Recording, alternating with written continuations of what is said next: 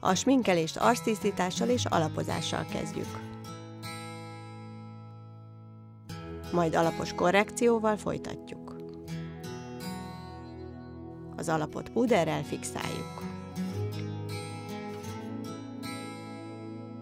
A szem körüli karikákat a tökéletes korrigálás érdekében porcelánpúderrel is fixálom, így a fény visszaverő pigmenteknek köszönhetően kevésbé vagy egyáltalán nem látszik át a sötétebb szín.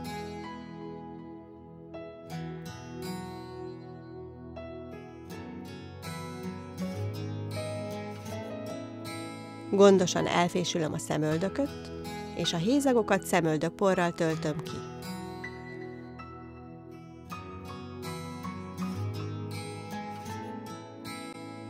Majd átlátszó szemöldök zselével fixálom.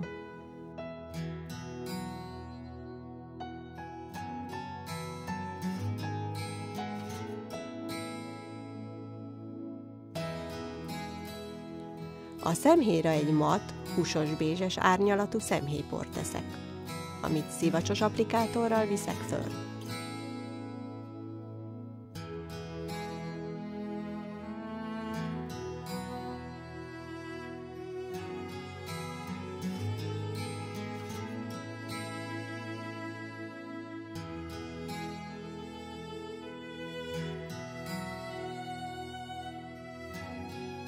Fekete szempillaspirállal festem a szempillákat alul-felül, ügyelve arra, hogy ne tapadjanak össze.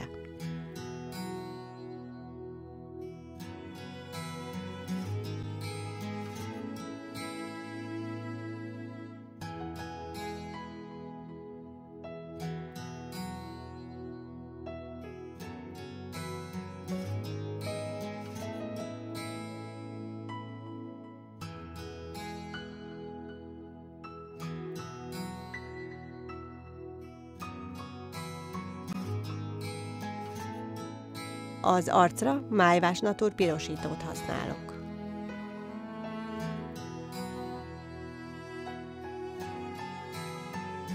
Az ajkakat pedig egy finom, áttetsző, rózsaszínes fénnyel ékesítem.